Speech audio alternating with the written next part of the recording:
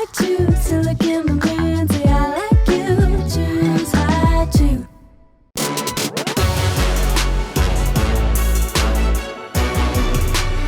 Okay, today, welcome back. Uncut with Jay Cutler. I'm Jay, and today we've got a fun one. She's interesting, Danica Patrick. Probably know her as IndyCar racer, stock car racer. She hosted the ESPYs. She wrote a book. She has a wine out. She does a lot of stuff. I've got a lot of paperwork here on her. But I know she's also really big into health and science and the world in general. So it should be an interesting conversation. I've been a fan of hers for a while. Really enjoyed watching her race and kind of her philosophy on life. So let's get her on here and we'll fire it up. Okay, we've got Danica Patrick this week. Thanks for coming on. You're welcome. Thank you. I mean, your Wikipedia is pretty long. NASCAR driver, Indy driver. I think you host the ESPYs. Podcast. Don't you have a book? I had a book that came out in 2018. I make a couple of wines. A wine. I just had a candle company start. What's the candle company called? Voyant, which means seer. And like the logo looks like a little third eye. And the candles, there's 4 of them, and they kind of fill your house in different spaces because of basically like the nature of what they do. So some of them are open your throat chakra and open your heart and allow communication. Other ones kind of help you connect with like higher planes of consciousness and dream states. And some are about like, cleaning the air. And where do I get these? Just order them at voyantbydanica.com. How do you spell that? VOYANT. I followed up on you. I mean, you're very healthy. Like, how did you get into the whole, you're talking about chakras and yoga and all these things. How did that happen? Have you always been interested, or is this kind of a transition over? I've always been into it. I mean, I was interviewed, since I started the podcast, I've interviewed a few drivers, and we'll start getting into topics and some deep stuff, and they're like, wow, they're like, DP, you're really deep. Like, is this new? And yeah. I'm like, no. But there's not really a lot of space for the woo-woo side of Danica in NASCAR. No. I mean, did you have your candles in your bus and everything? And I did have some diffusers with some certain essential oils to diffuse certain ones that were for sleeping and certain ones that were to like attune your mind and sharpen it. So yeah, I've always kind of believed in that stuff. I'm always skeptical of everything, but leave space also for everything. So I've always been much more on the spiritual side of things. Mm-hmm. I was buying like love signs books when I was a teenager and calling psychics and really, feeling like there was some energy in this room and didn't want to go in there. So I've kind of always had that on my mind. Do you believe in ghosts? Yeah, well, I think that they're probably just an energetic frequency. So yeah. Oddly enough, that's not something I put a ton of. I've definitely thought about it. Sure. But I think that it's just energetic frequencies.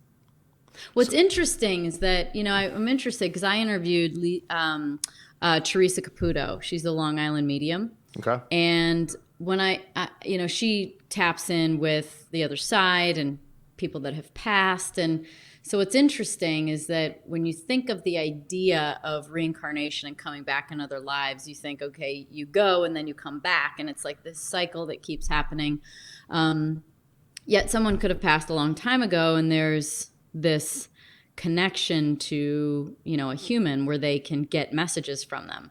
And like the experience with Teresa was crazy. Like Dale Earnhardt Sr. came through, Dan Weldon. Both of those drivers have passed. Yeah. And it was like some really interesting stuff. Afterwards, I ended up sending Dale Jr. a message and, telling him what happened. And he confirmed that, like, yeah, on my shelf I have one thing of his. It's his boots. And anyway, so that was kind of a cool thing. But it is interesting how, if you think you come back in other lives, but yet you can still communicate as if that life continues. And then, of course, the next thing it makes you have to tap into to believe that's all possible is other dimensions. And so the idea that, you have, this life, and then as soon as you make a decision, you split off, and that one life continues into an aspect of reality, a dimension, and then there's another one that splits off with the decision, and that just keeps going sort of infinitely. And then when you imagine that in outside of this time-space dimension, that it all exists simultaneously, then you go, oh, I get it. So like maybe that death continues on with its own energy or something like that. Can you come back as animals? Like, the books that I've read, Reincarnation, like, you like you said, you die, but then you kind of transcend and you go up and you kind of take a look at, like, all right, did I learn what I was supposed to learn? Did I fail here? And you kind of talk to these masters of the universe, and like, they're like, this is what you didn't do. Like, you've got to go back and, you've got to learn this lesson again.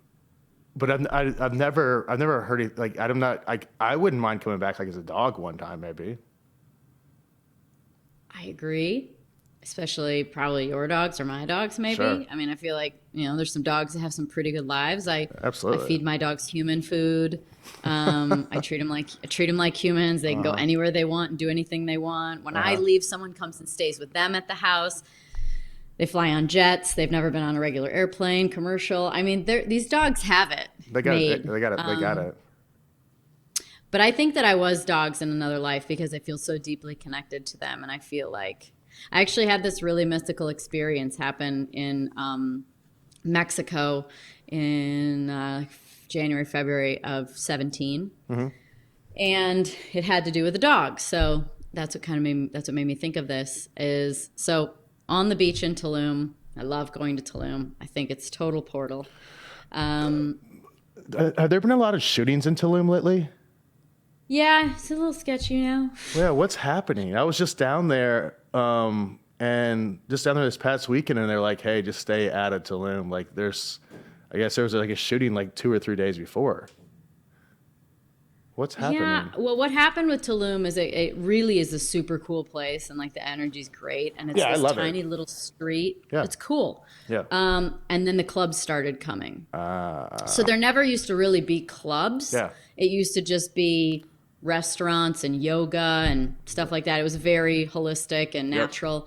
Yep. And then the party scene came, and I think that kind of made it probably a little sketchy. And then you take it to Mexico and you incorporate drugs and alcohol. It's probably not a good scenario. Gotcha. I would still go. I would still feel. I mean, I think if you were like way at the end of the strip, like the furthest point you can go to, essentially.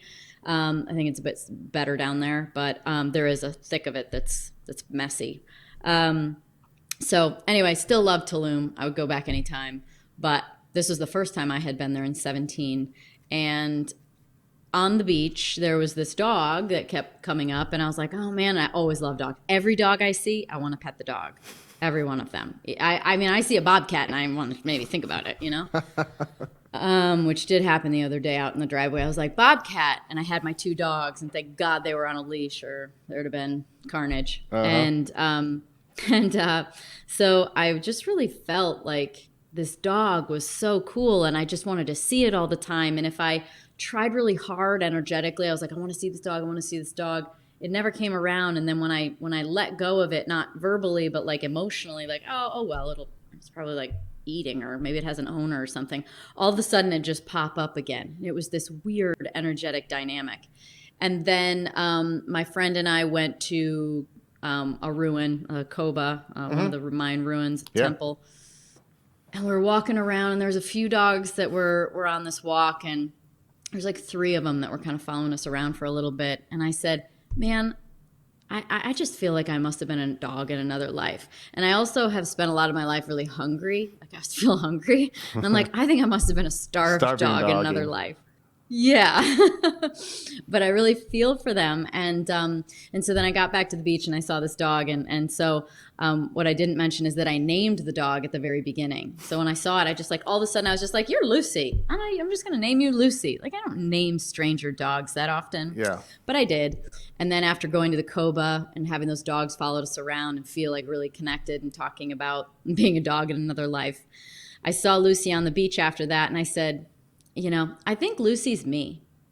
And I don't know why I said something so bizarre, but I was like, I think Lucy's me. It just had this feeling like it acted quite human-like. And so my friend and I went to a yoga class. It was 3.5 hours long. It was supposed to be 2.5. It was 3.5 hours long. Then we had a chakra balancing massage, which we were late for because it was so long. And then we went to the beach in the afternoon to just get the last little bit of sun rays of the day because, massage and 3.5 hours of yoga takes up a lot of your day. And so I said I was going to go to another part of the beach that, or the area out front to change it up and maybe there'll be sunlight. So I walked over that way. No sunlight. So I kept walking. And we had laid in the same bed every single day. And I thought, let's change it up. Nope. Managed to get back all the way to the corner to that bed again. And I just sat down and the dog showed up immediately and I was totally transported, like immediately. I felt like there was like this energy shaft that came from like where I was up diagonally into the sky, and that all it was this message of overwhelming love. Like no matter how far away you go, no matter what you've done, what you haven't done, how much time has passed, like there's never a need for forgiveness because there was no judgment in the first place. It's always just love. You are loved so much. And it was like, it didn't even need to say like you are, it was just all love. Like it was just such an overwhelming, pure love. And then so I came back, and as soon as that moment passed, I mean, what was it? Who knows in this reality? Was it a millisecond? Was it 10 minutes that felt like it was 5 seconds? Sure. I have really no idea. But as soon as I broke that passed, I just started bawling. And I was crying for like a half an hour. And this dog just sat next to me and just like stoically sat next to me. And my friend came down and I finally stopped crying. She was on the phone with her husband, and that's why I was by myself. And she came down, and then I started crying again. I'm like, no, it's okay. It's okay. It's Lucy. It's my soul.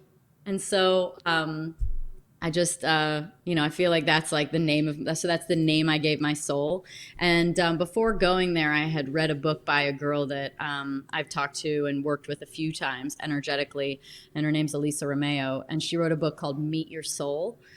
And so I had finished that before I went. It took me years to read, but I always finish books when I'm supposed to. I don't know what, if you know what I mean, but I just finish books when I'm supposed to. And the books I read aren't like, John Grisham or, whatever. They're always educational and deep and interesting. Like right now I'm reading The Body Keeps Score, and, that's the kind of books I like to read. And so I'd finish it just before, and then I, never was able to get to that spot within the book and its directives to like actually meet my soul. Sure. And that experience was like totally clear to me. So that was my crazy experience in Tulum. So, I mean, that's why you think that's also why you think you're a dog in a past life. Yeah. Well, exactly. what happened to Lucy? My friend went there just after I did, saw the dog, and then ever since I've gone back, I've never seen her.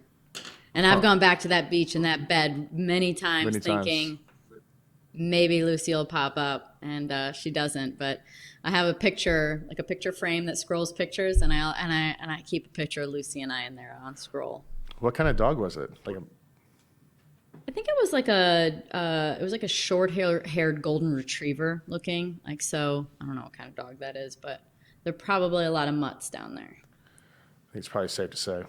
The powerhouse nutrient creatine is clinically proven to not just power muscles, but also to power our immune system and our T cells. T cells are key to maintaining good health and are the first responders of your immune system. Concrete patented creatine HCl is the #1 bioavailable creatine with 70% greater plasma uptake than standard creatine. The body absorbs it better and uses it more efficiently. Concrete is also the only microdosing creatine requiring only 1 small scoop per 100 pounds of body weight. Concrete provides all the strength and endurance benefits of creatine without any of the negative side effects of other creatines, like water retention or bloat or cramps or diarrhea. So optimize your health and fitness, both body and mind. Build a better you with Concrete. If you register now at concrete.com/podcast, you can win a free membership to Planet Fitness for an entire year plus a $500 Walmart Visa gift card. That's con-cret.com/podcast to be one of the multiple winners. And Concrete is now available online and in-store at Walmart. Concrete is truly changing fitness and health. How much water do you drink a day? For camera purposes, I don't bring my gallon out, but I have literally a gallon. I was on the phone with my therapist, as I do frequently, and because therapy's great. And I grabbed my water and I tipped it up, and she just paused and she was like, "Oh my God, what is that?" It's a gallon. So I don't quite get through the gallon every day, but I get pretty close. I mean, do you wake up in the middle of the night having to pee? Yes. Yes, but I will say the only thing that changed that was that I started taking a peptide combination at night, an injectable peptide, and I went from waking up at like 3 or 4 in the morning to go to the bathroom every night, and every night when I started, I was sleeping like till 6 and having to go to the bathroom, and I thought, that's pretty good. Yeah. So yeah, I mean, I write off I think sometimes we think like, oh man, I'm getting older, I have to go to the bathroom in the middle of the night, but I think it's just because I drink a lot of water at night. Yeah, I doubt it's because you're getting older. I mean, you're drinking. I do all the things I can. Yeah, you're not that. How tall are you? I'm 5'1". Yeah, I mean that's a lot of water in your body every day. It is. All right. Do you drink a lot of water, or do you just mostly drink beer? There's water in beer. That's right. No, I try to. I know I need to drink more water, but I'm usually pretty good. You know, I always start off really hot in the morning with my water intake. Like Good for you. I'm slow in the morning. No, I crush it in the morning, and then I kind of taper off as the day goes. But if I could, 6 to noon, I'm kind of on it. Do you drink coffee? Yes. How do you get it all in? Coffee and water. I don't really eat that much food.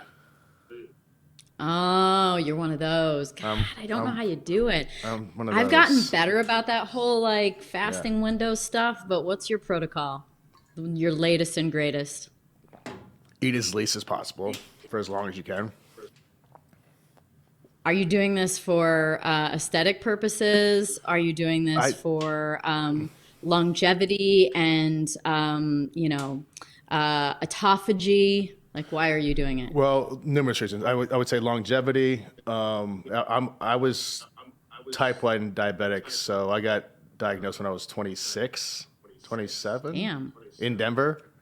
I lost like 35 pounds throughout the season. So after you found out? No, like during the season, like we didn't know what was wrong with me. So I went from 235. I played the last game of the season at like 202. And they were like, it's just from stress. So you lost weight when you found out. You didn't know what it was. We didn't know what it was. And then you found out you were diabetic. Yeah. And they're like, hey, it's just I thought diabetics gained weight. Well, if your blood sugar stays up really high I was probably running at 400, 500, 600 most of the time.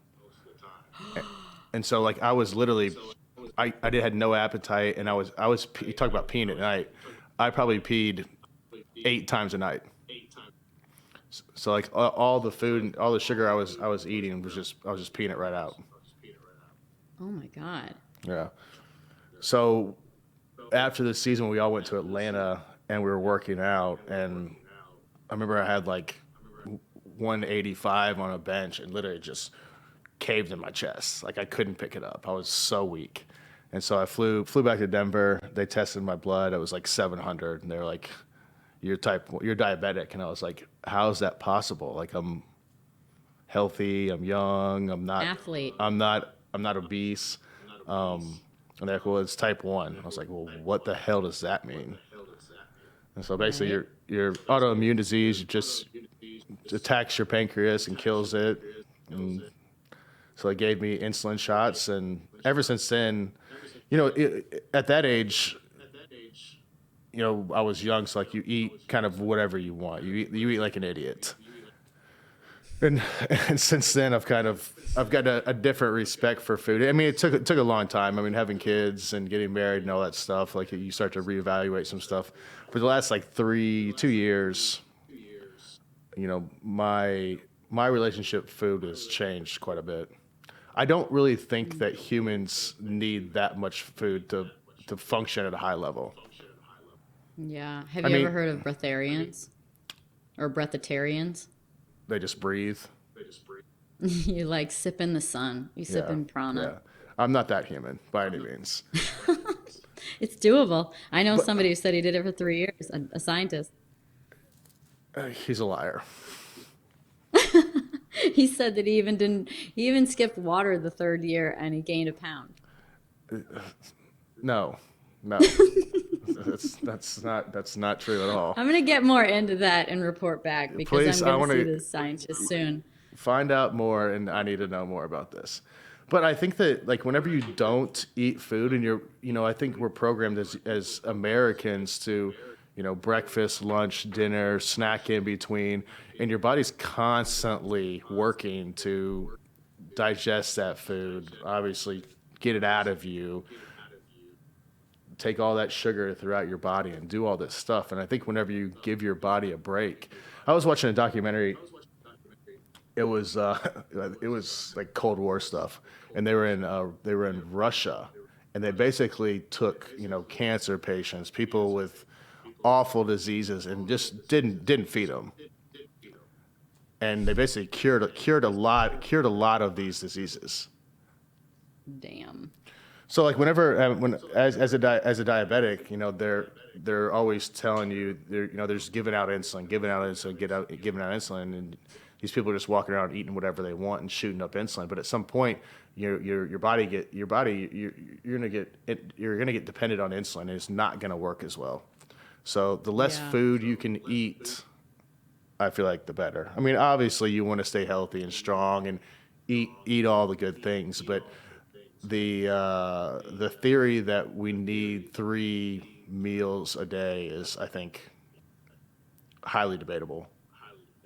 Yeah, a little archaic in thinking. Yeah. One of the biggest anti-aging things that has become so much more mainstream is that sort of eating window being big and wide. And I used a blood glucose monitor for a month Yep. last summer, and it was fascinating. I just you don't realize that like one bite of anything, meaning like you just eat breakfast, let's say, or let's say you eat lunch and then you have a snack. It's like that snack is still Oh yeah. messing with your blood sugar. Like it just takes it's collagen in your coffee. I mean, shoot, I would go to lunch and I would have spinach, chicken, and Yep. avocado. Yeah. And it would send my blood sugar level up.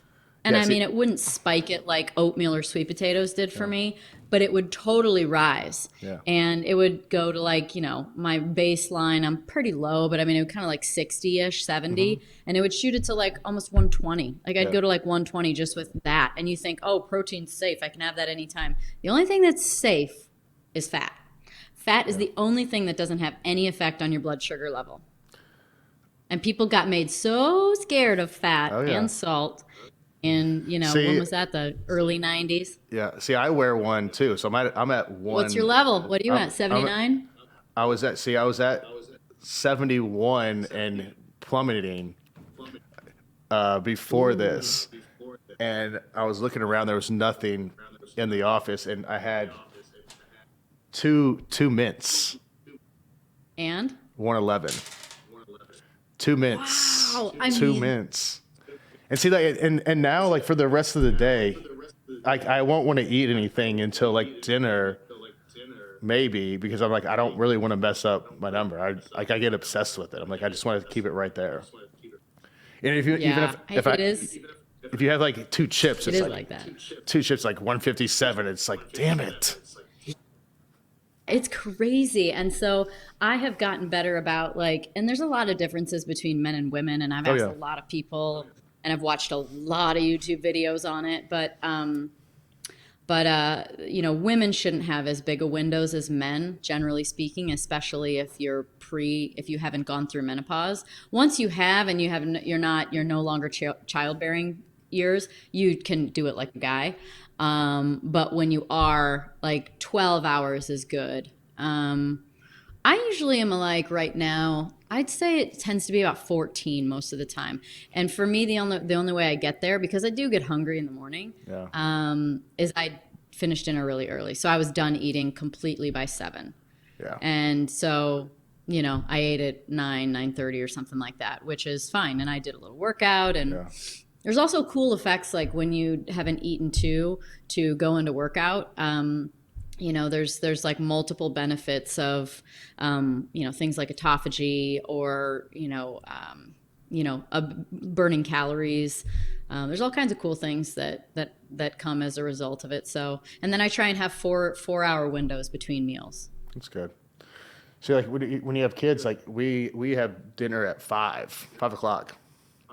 I could rock that household. Yeah. I can do that. But see, the problem is like at 8, 9 o'clock, it's like, gosh, you either have to go to bed or do something because your body's like, I'm so hungry. You should have a decaf, like bulletproof coffee or something.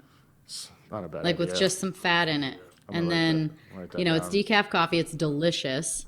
And yeah, just make sure your coffee's really good, because people mess up there and don't get good coffee. Tell me, what kind of coffee do you drink?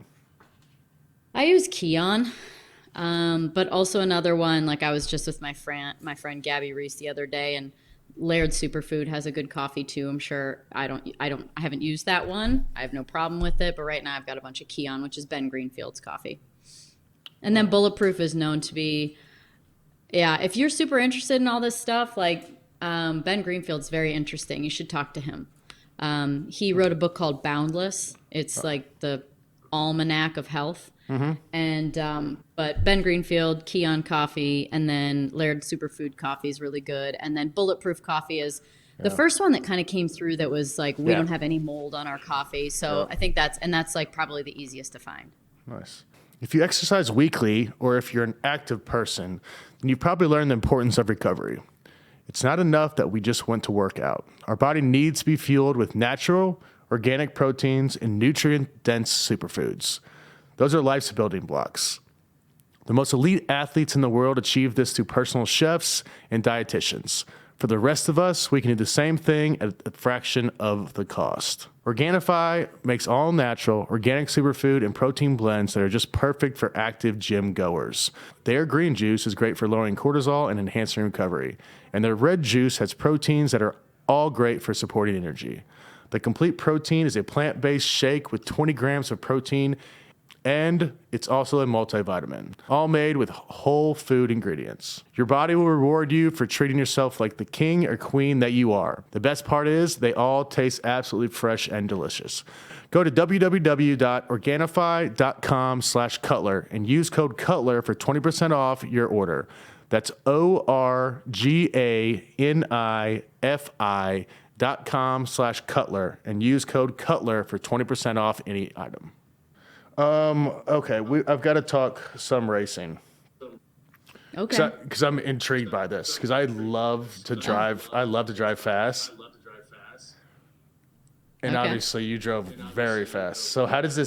I mean, I read that you started at 10 kart racing. Yeah. I didn't even know it was a thing. Go-karts.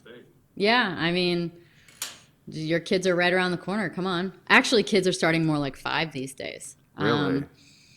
Yeah, I mean, there's fun kart track, but there's actually really real race tracks and real weekend structure with qualifying and heats and races and stuff. And so, they go pretty fast. I mean, well, I was probably, I don't know, 12. I was 10 when I started, but within the first year or two, I was going to, probably by the second year when I was 11, I mean, I'd be going down the back straightaway of a Jacksonville racetrack that had a like mile long straightaway. I mean, I'm sure I was going at least 80. Really? Mm-hmm. Did you have? I mean, Yeah, did you? so- Did you? Did you, I mean, what interested you in doing that? I mean, what were you like as a little girl? I'm actually the same as I was then. I didn't really realize how kind of easygoing and go with the flow I was. So racing wasn't my idea. My dad used to race, but it was my sister, who's younger, that wanted to race. So she was 8 and I was 10, and she wanted to race go-karts, and I just didn't want to get left out. So So you just I got pulled said I'd into do it. it too. I mean, I wouldn't say pulled in, and yeah, a little. I mean, yeah, I guess, I was willing, but Yeah. it wasn't my idea. Was she not good at it, or what happened there? Yeah, she didn't like it. She got driven over, like somebody like climbed a tire and launched off of her, and she was okay. We both totally sucked at the beginning. Really? So with a race, there's usually these formation laps at the beginning that are really slow. You see them in any kind of Yeah. racing, but so we're racing in very slow go-karts, and we couldn't even keep up on the parade laps at the beginning of the year. And then by halfway through the year, I broke the track record in my class, and I started winning races. So it just came naturally to you. Yeah, and I really loved the progress of it. I loved going out and working on the setup or working on my line or working on something that I'm driving and coming in and seeing the lap time be quicker. And I guess I didn't remember all this, but my dad said I was super interested in wanting to know the lap times and that I wanted to go testing on Wednesdays. It was like weekend races, but there was an open test day on Wednesday night or something, and I would always ask to go. So you enjoyed the process, like you mentally wanted to figure out, all right, how can I shave a second here Yep, exactly, or a tenth. Yeah. at 10 years old? Yeah. Yep. It was tenths. Yeah. Really? Yeah, there's an expression in racing called being on the right or the wrong side of the 10th. Like the lap time might be 29.87, and then if you were 29.82, you would have been like 6 spots further up. And it's like, man, it's on the wrong side of the 10th. That's insane. Yeah. What's crazy is they can be different drivers, different go-karts, different engines, all this stuff, and people can be within a fraction. Yeah. Was it mostly boys at this age? Oh yeah, for sure. And that didn't intimidate you at all? I didn't know any different. Yeah. Like I didn't go to the racetrack and think, where are my friends? Sure. One time I almost missed the feature because I was behind. You'll love this. I was behind where all the trailers were parked, and I was playing football with the other drivers. I almost missed the race. My dad was so mad. The football's a little big for my hand. I don't feel like I'm as capable of throwing like a nice spiral every time. I can't get a good enough grip on it. Like that makes sense. I can, but That's why they measure your hand size. really? At the NFL draft, I mean, they have this random number. It's like if you're under 9 inches, like you kind of get frowned upon. Like they might not be able to make it in the league or something crazy like that. Oh my God, you guys get totally messed up in the head with all those numbers, huh? Oh, 9 gosh. inches. It's Under 9 inches and you're not a man. Get out of here. Under 9 inches. But I mean, there's not many out there though. I don't think that have 8-inch hands. There's probably a handful, but most everyone's like 9, 10, I think. What were you? I think I'm like 11. No, I'm in the 9s, 9.5 maybe, something like that. So then Pretty average. Yeah, I'm just kidding. completely average. In You all must regard. have been stupid good in high school, like, right? I mean, when was it that you knew I'm clearly gifted? I mean, I think I knew at my first tackle football practice. I'm like, well, I'm just better than these kids. even flag football, I knew I was like, this is pretty easy for me. I don't know why it's not as easy for some of these other kids. So, I think you probably look at every NFL quarterback that's like starting right now. Like very few of them weren't really good at a young age. I would say probably almost none of them were. Were you good at other sports too? Yeah, I grew up playing soccer, but I quit that at, I think age 10. But then I played basketball and baseball in high school as well. And Which one were you better at? Basketball or baseball? Probably baseball, I would think. Maybe. I played more baseball. So I played baseball. Were you the best at football, though? Were you like a LeBron situation where you're like, which way do I go? Well, I was in southern Indiana, so like I wasn't, and that was before a lot of the internet. Remember the internet was around, but like before all these sites and stuff. So I wasn't highly recruited. So there was a shot that maybe I was just going to try to play baseball somewhere in college or something. But Vandy called. I've told this story numerous times, but I'll tell it again. It's funny. So Vandy calls, and it's right around Christmas break. It might be January. And I'll make it fast. So the recruiting coordinator calls. I get called down to the athletic director's office, and he's like, hey, they want to talk to you. It's Vanderbilt. And I had no idea where Vanderbilt was at the time. No clue. And where is it? Nashville. Okay. And so he's like, hey, we don't think you can play tight end in the SEC, but, we just wanted to call and just check in, see how you're doing and stuff like that. And I go, well, I don't even play tight end, so not sure what you're talking about. And he's like, what's your name? And I told him what school, quarterback, and he's like, all right. He goes, oh, that's back like the VH test days. And so he's like, all right, I found your tape. We'll watch it. We'll call you back. Hung up. I'm like, no way this dude calls me back. 2 hours later, comes over the loudspeaker at school. Jay, please go to the athletic director's office. Go back down there. Coach, the recruiting coordinator is like, hey, so we watched your tape. We want to offer you a scholarship, but we need to know by the end of the day. Oh, wow. And I'm like, well, I don't know where Vandy is. I don't know nothing about Vandy. So I'm like, I'm going to go home. I'm going to look up what I can look up on the internet. And go home, look it all up, call my dad. And Dad's like, you're going, just call him back, tell him you're going. I'm like. I'm guessing it's a free ride then, right? Yeah. Yeah. Your dad's like, you're going, son. Yeah, you're going. You just don't, just call him back now. So I sat there for a minute. I'm like, well, I guess this is where I'm going to go. Just called him back, and I was like, I'm in, so let's do this. And then went down the next week, took a visit and stuff, and it all worked out. But, yeah. Why you ended up in Nashville? 'Cause isn't that where you live? Yeah. Yeah, as soon as I got here. Is that part of why you ended up there? Yeah, I loved it here. Like my first year, like I fell in love with the city. It's changed a lot over the last 5 years, but I love the weather, the people, the city. It's nice, and it's in the south, but it's not too south. You gotta get a mix of a lot of different things here. Do you like country music? I didn't grow up with country music, but I've grown to really, really enjoy country music and really like country music since being here.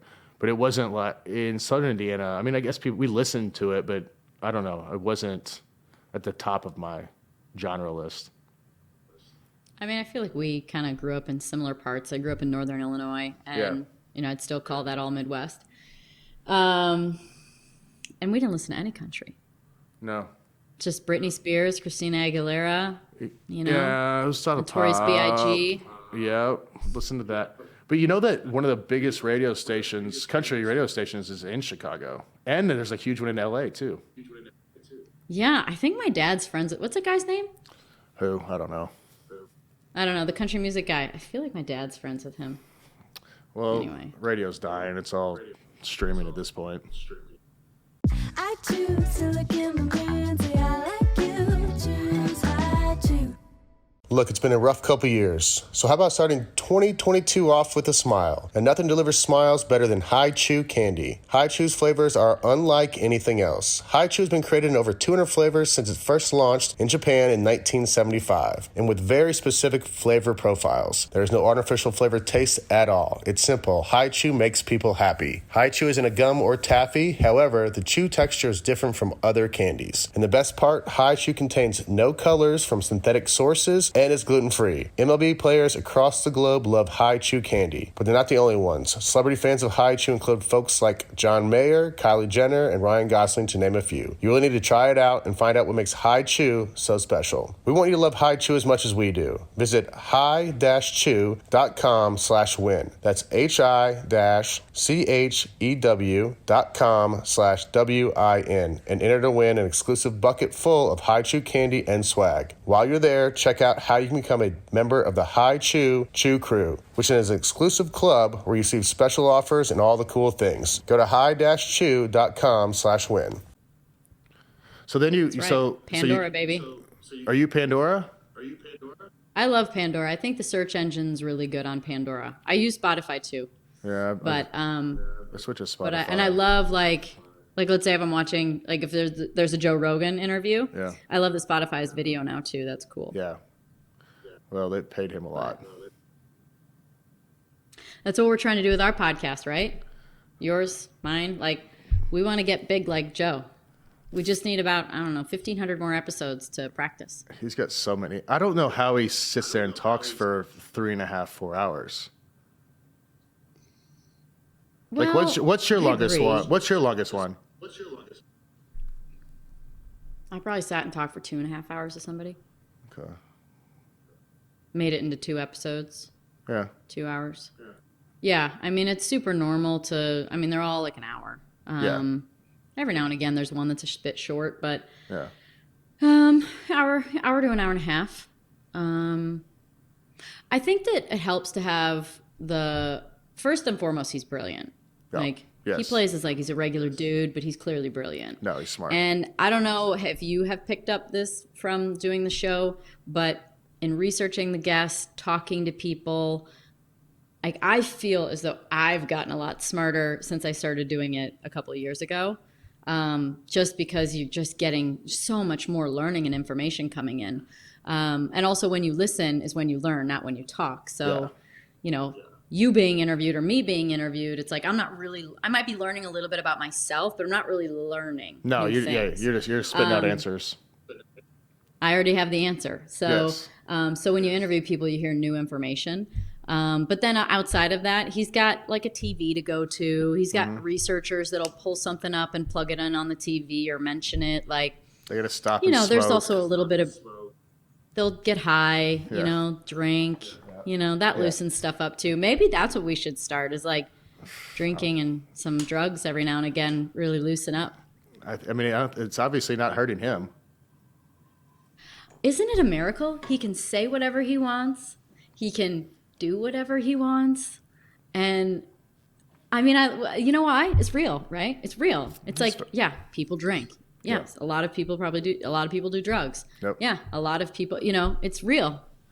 Well, and he got in trouble for all the vaccine, and then he's talked about doing all his treatments when he had COVID, and then he had that balloon on, but you can't cancel him anymore. Like the amount of views and the amount of money that he generates, like you can't. He's uncancelable. Did you see that I'm sure most people saw, like the statistic of how many people listen to the Joe Rogan podcast for their news and information versus every other Fox News, show on CNN. television? Yeah. Like it's like 4 or 5 times as much. He's Thank God. Yeah, it's better. At least I think so. I love it. Especially when he's getting canceled doctors on. It's like, who cancels a doctor? I'm not sure how that works, or why you'd want to cancel. Our past president got canceled. I mean, how does a president get taken off of social media? He doesn't have a Twitter. He got blocked from Twitter. Donald Trump got canceled. Yeah, he's the president. He was the president. That's Crazy. While he was president, right? While he was president. And I mean, but now that's the culture we're in now. Like now we got FJB chants going on. Like it's not going in the right direction, I don't think. But like, I think we've taken that office and that title, and it got knocked down a few pegs. I mean, no matter what the situation, like, FJB is not like a mantra that is becoming. Yeah. No matter what you believe, even if you don't like them, like it's not super productive. It's just mean. Yeah. I get what it's trying to stand for, but it's not the right way. But, I mean, the whole thing, I was just talking about this the other day. I'm like, who wants to be president? I mean, it doesn't seem like I wouldn't want the job, right? So you got to then ask, like, who's signing up for this job? Yeah. I mean, I don't know. It's not a job. It's not a job that I would want now. Maybe it was Maybe it was Biden's bucket list, and he's because he's close. Yeah, he's very close. I'm not sure he's gonna make it. It's on his bucket list. All right, so you drop out of high school and you moved to the UK. I did, yeah. Yeah. Mm-hmm. How'd you convince your parents of that one? It wasn't that hard. Really? They actually said it'd be far worse to not have the opportunity than to have it and have you go. Yeah.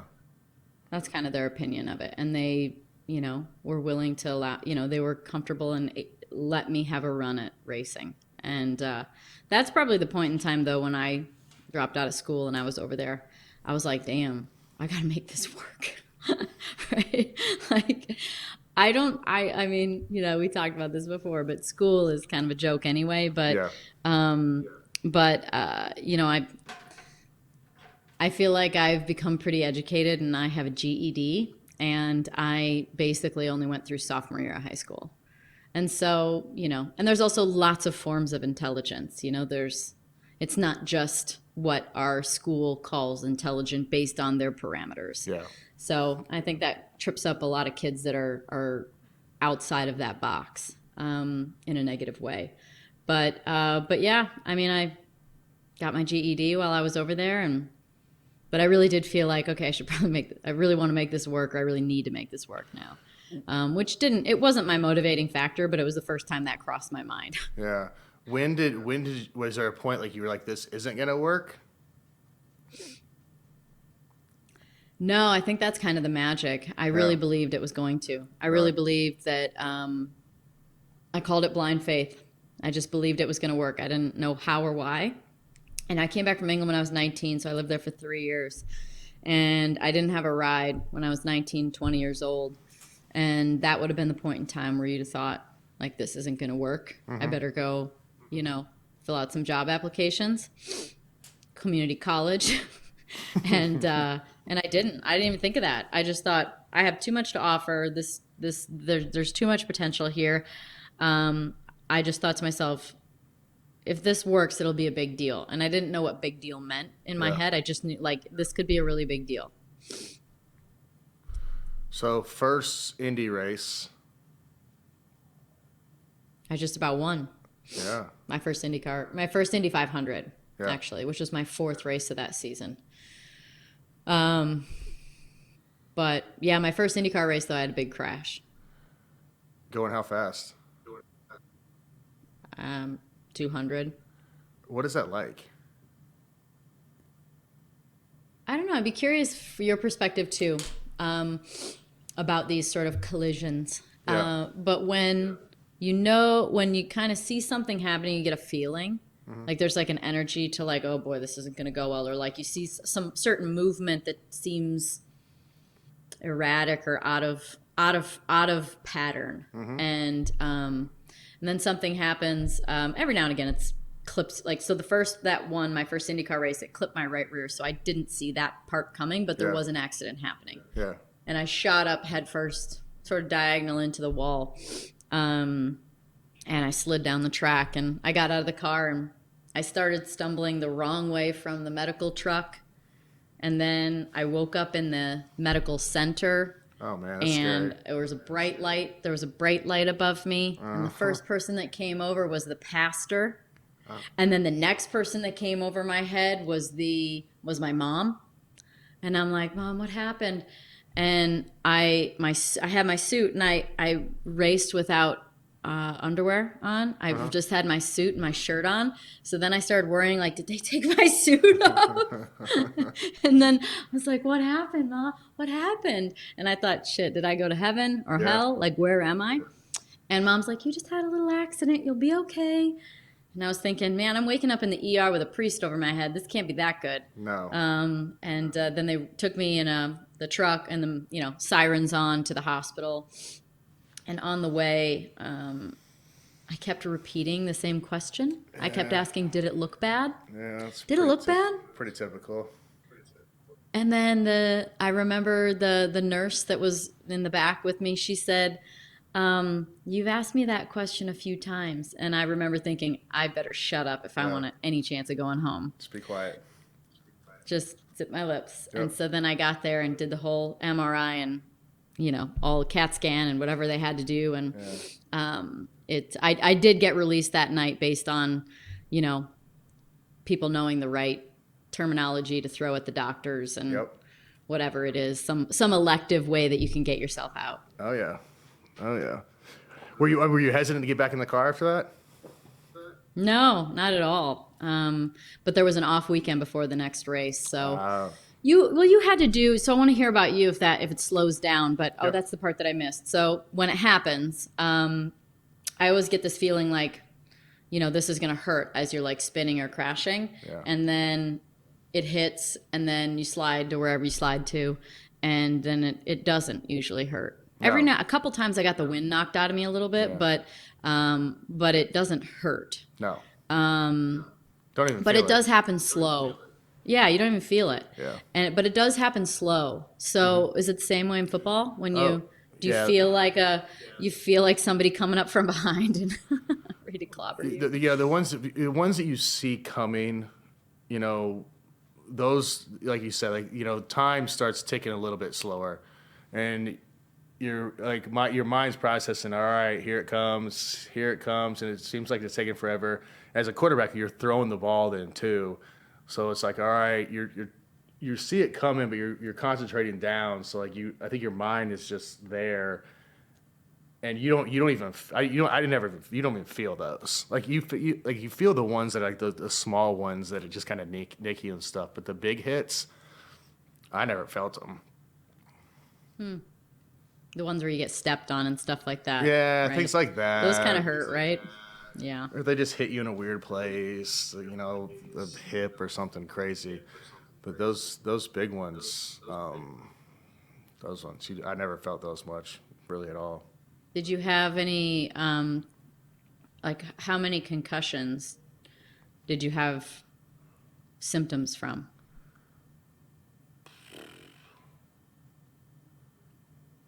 Symptoms like headache, can't remember I feel what like every happens. time I crashed, there was probably some level of a concussion, right? Your brain has to bang around in your skull. So, Without doubt. I don't think that, when people ask about concussions, I'm like, I probably had a ton.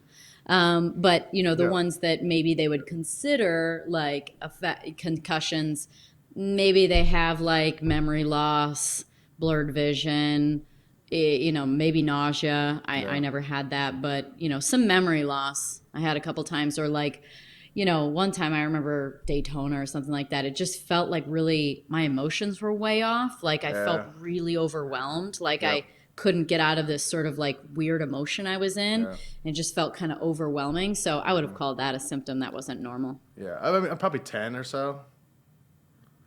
But a lot of them early on, like they didn't have the same rules that they have now. So back in the day, like, when I say back in the day, like I'm 90, but, early 2000s, mid 2000s, like they'd be like, all right, what's the score? And you look at the score, and be like 24-10. And they like, 2 fingers, 3 fingers, what is today? It's Sunday. Where are we? We're in wherever we're at, and they'd be like, all right, you feel good? It's like, yeah, go back out there. You're like, you feel good? You're like, sure, Yeah. let's do this.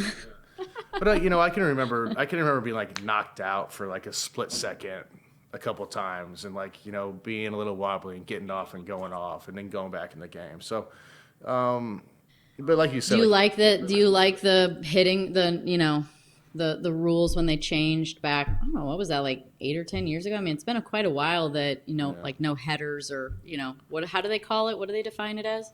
What do they call First. it? That's why I've had too many concussions. I can't even remember. It's the CTE we're worried about, not the memory. CTE is kind of scary. Have you ever been checked for it? Because I think there's ways they can kind of check for it now. I feel like. I don't know if they've got that science down yet. I mean, I don't know. But I also think that with CTE that a lot of these people that have it after let's say that because let's say right now you can only find out after you're dead.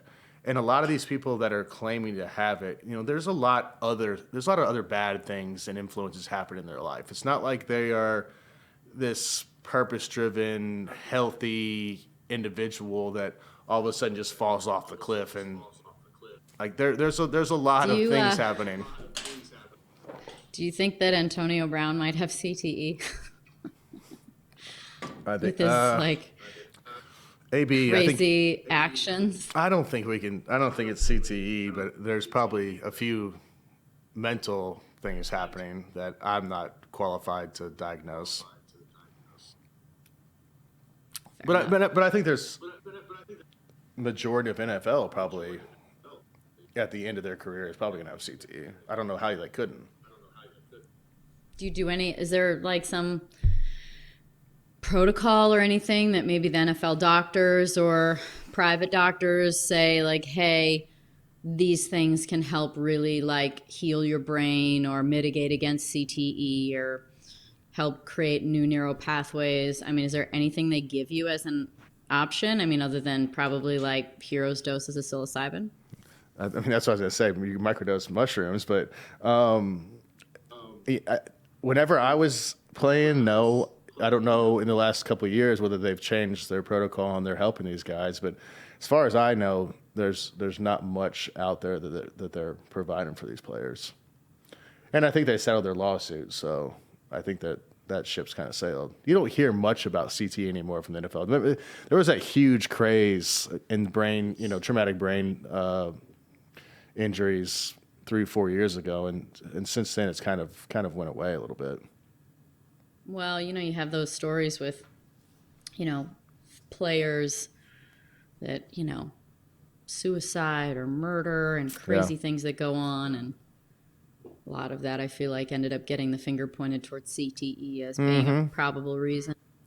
But I mean, there's drugs, there's alcohol, there's, they don't have a job. Disorders. They don't have a job.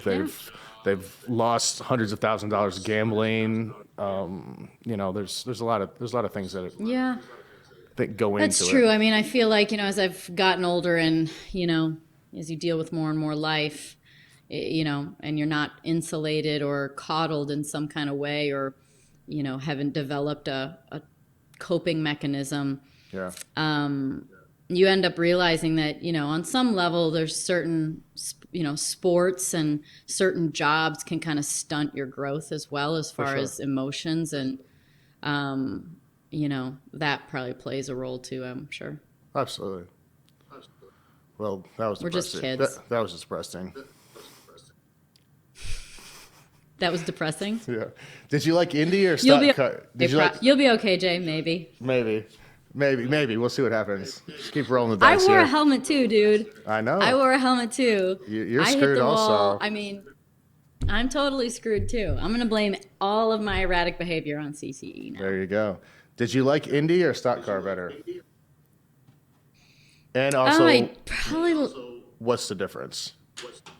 Obviously, I know They're different. I got that. Give me the difference. Good. I'll skip the sarcastic answer. Yes. Perfect.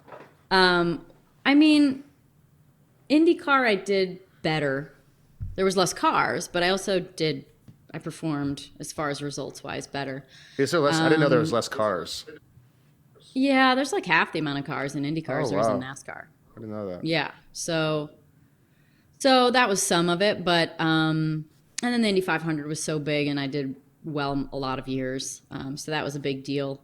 And NASCAR was cool, and I think just the fact that I started out in open wheel racing and went to stock cars and had success in stock cars too, and had some good races, and was competitive. I mean, I think that was still good for sure, because that's not normal. Not a lot of drivers do both. Yeah.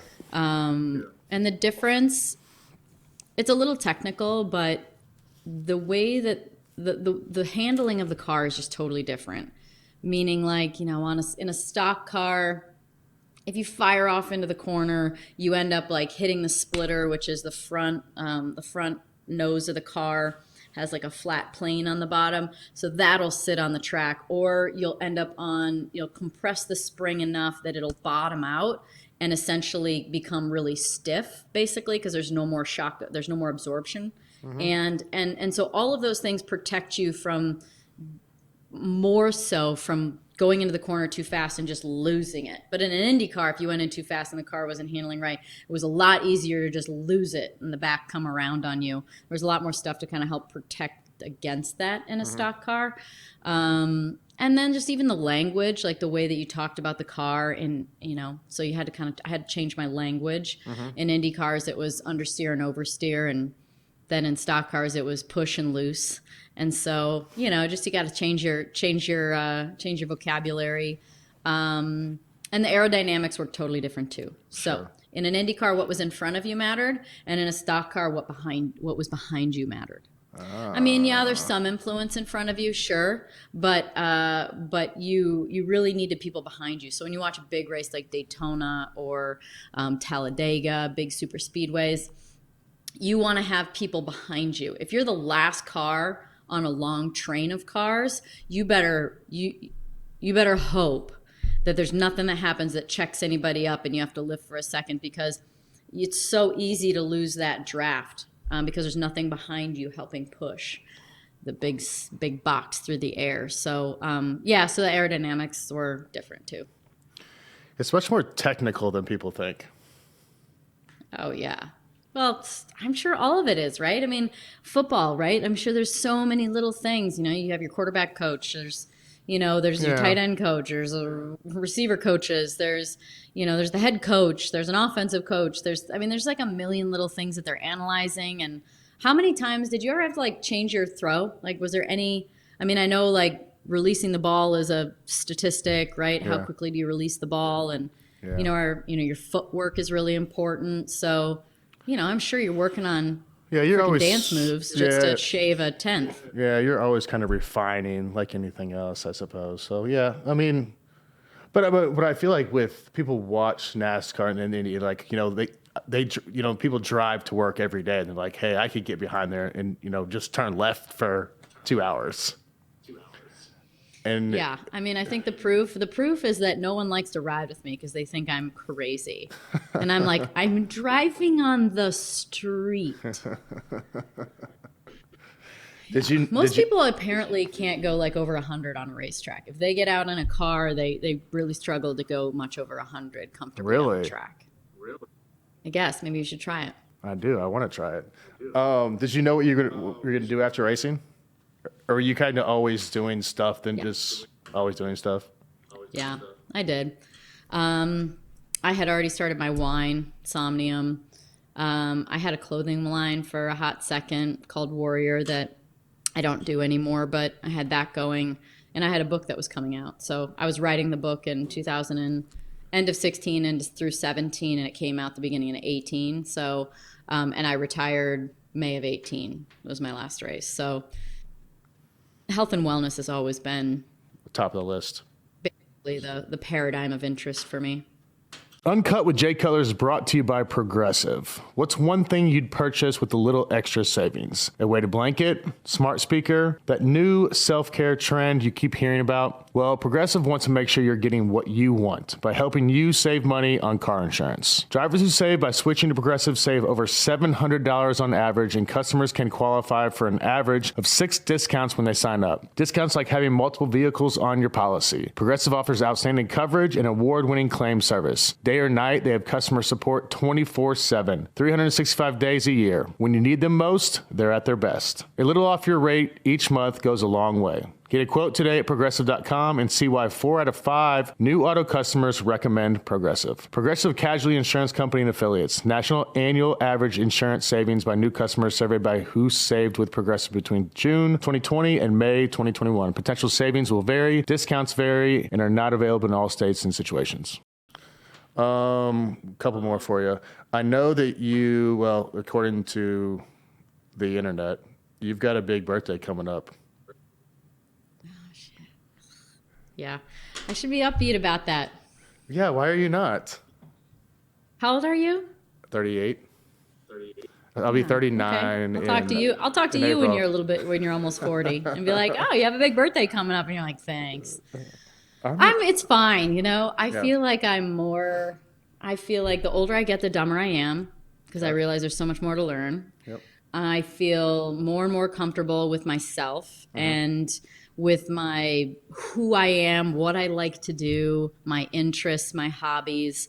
I care less what people think, and I also have better boundaries. I mean, for a while, I never knew what boundaries were. What's a boundary, you know?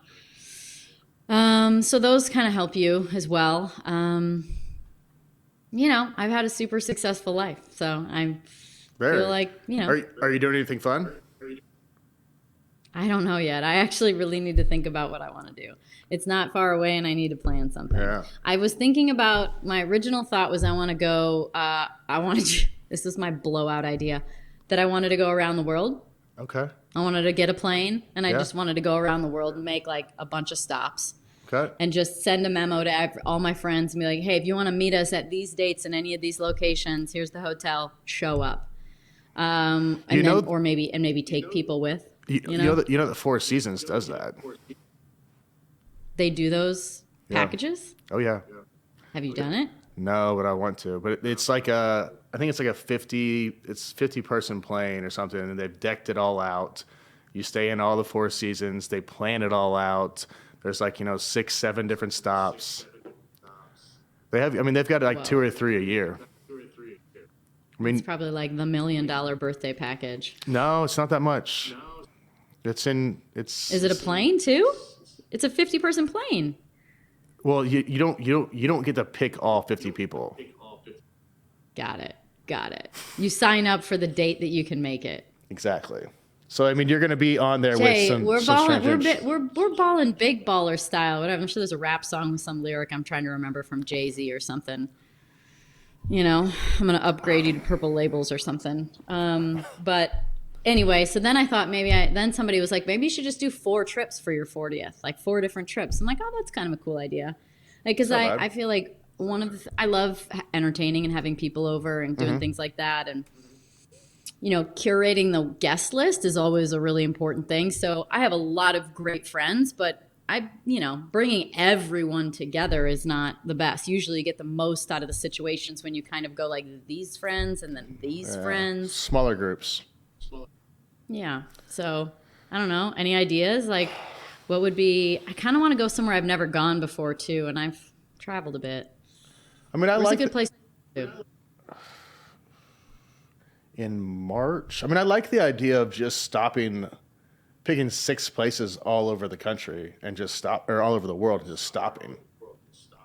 Right. That's what I thought. I was like, which direction do I go first? And I thought, I don't know. We go to Paris, but I've been to Paris. But you go like Paris or you go like Barcelona. I don't know. Maybe there's some cool Bali. Well, I was gonna say Bali. Have you done like Switzerland or Norway or Finland or any of those? Not all of those. I've been to Switzerland, but I kind of just toured around. I didn't do much there. I didn't ski or anything like that. I went skiing in Austria, and that was really fun. Yeah, I would want to do that at one point. Wait a minute. Did you do ski or snowboard? I saw some picture of you on a ski lift or a lift. You ski? Yeah. Yeah. I tried snowboarding for a hot second. And that was not nice. That was not the that was not the best experience. So it was in preparation for this trip to Austria for this guy's 50th birthday, where we rented a chalet and had a chef, and it was awesome. Yeah. And a ski in, ski out kind of place, and it connected to like the biggest ski area in the world, I feel like. And so I snowboarded one time in Pine Top, Arizona for a day and a half, getting lessons from my friend's husband. And then the next trip was Austria. Austria. Oh my God. And so anyway, that trip came and went. I didn't snowboard again. And then at the beginning of 2021, I went to Mammoth with part of the people that were on that same 50th birthday trip. And I got ski lessons, and then I learned how to ski. And then I went to Yellowstone Club in Montana, and then that was super fun. And then I just went to Tahoe for New Year's with my family and skied. And I'm like, I freaking dig skiing. I love skiing. I just started skiing 2 years ago as well. How's that on your knee? Fine. Did you yard sail it too many times learning? No, I picked it up pretty quickly. I wasn't bad at all. I mean, I've crashed a handful of times. But it came easier than I thought it was going to. Did you do it as a kid at all, or was this your first? Did you learn in your adulthood? I mean, I learned 2 years ago in Aspen. No lesson, just went to the top. I was like, all right, put me on a green and let's do this. I mean, since then I've skied with some ski instructors and some guys, and like I've gotten tips here and there. So that's been good. But I love it. I love being in the mountains. I love the atmosphere. I love the vibe. I love the whole thing. Après ski. Yeah, the dinners, all of it. I do too. It's such a good hobby. It's like, I have so many hobbies that revolve around eating and drinking. And Yeah. It's a really great, it's great to have a hobby that is healthy and you move. And, it so I dig validates all the eating and drinking you do afterwards. It's like, hey, I skied today. I burned up all these calories. I can do whatever I want now. It's a break even. I'm all Exactly. about a break even trip. Yep. Speaking of, all right, I know that you've got NAD today, so That's right. are you nervous? I mean, I think the idea of a little bit, because one, I don't like needles, even though I'm currently injecting myself peptides twice a day. I don't like needles. And then I know it can make you feel bad and be nauseous. Yeah. And after you said that it's like definitely you can feel sick. Yeah. Sick never sounds bad until you're sick, right? Think about it. Yeah, Like whenever yeah. you've been sick, it's like pure hell. It's like you get stuck in a time warp and you can't leave, and then it's over with and you kind of forget. It's this wonderful amnesia sort of thing. So I guess with the fact that I know that now, I'm like, oh man, I Yeah. don't really want to be sick for a couple hours. Does it go away as soon as it's over? Oh, I mean, as soon as they pull it out, it's gone. But like I've usually felt more chest tightness, like almost like you're about to have a mini heart attack, and maybe my stomach might get like kind of knotty, a little bit tightened up. But mine was always like chest tightness and maybe a little bit of a histamine response. Ooh, I did this Ben Greenfield, who I mentioned to you before about talking to or going deep on some health stuff. He one of the tests he recommended for me was a DNA test, and it was like a pathway DNA test, not like you're predisposed to breast cancer, Sure. but more of a pathway one. And I'm really sensitive to histamines, I guess. That'll be fun.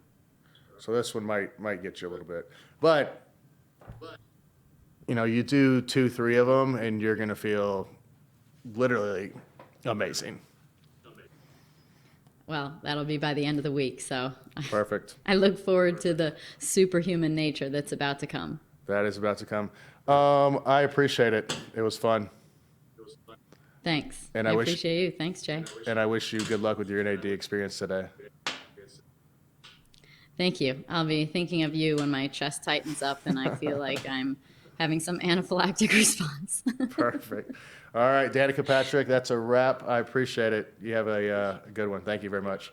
Okay, that was Danica. Interesting, super smart, intelligent. You could tell she's got it together. Didn't talk as much racing as maybe I thought, but that's fine. We talked about a lot of different things: ghosts, spiritual world, reincarnation. A little bit about her wine, a little bit about learn some stock car and IndyCar terms, but all in all, a good one. And NAD, and for anybody out there that wants to get NAD, try it out. I also take True Niagen, so you're gonna hear about that as well. Hit me up on Instagram, Twitter. Any guests? We've got some good ones in the pipeline coming up, and thanks for watching and listening, and hope you enjoyed Danica. She was fun. Thanks.